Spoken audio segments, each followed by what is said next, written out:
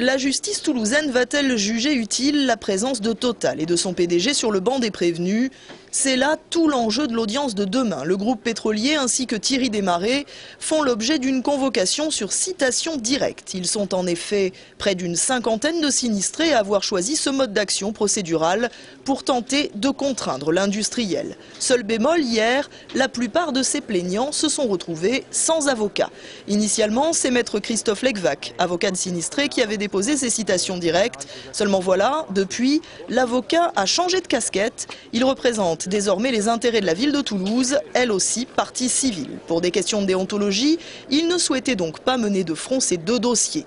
Le remplaçant au pied levé, c'est maître Simon Cohen qui aura la lourde tâche de plaider ces citations directes.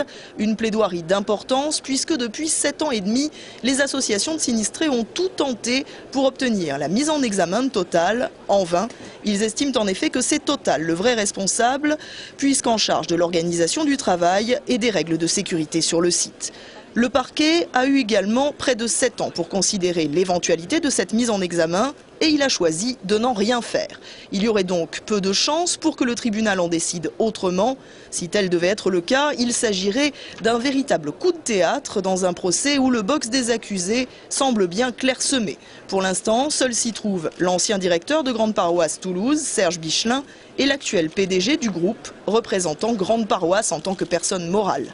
Ce procès va-t-il changer de physionomie demain? Thierry Desmarest sera de toute façon cité à comparaître, au moins en tant que témoin dans ce dossier. Ce sera le 10 juin prochain.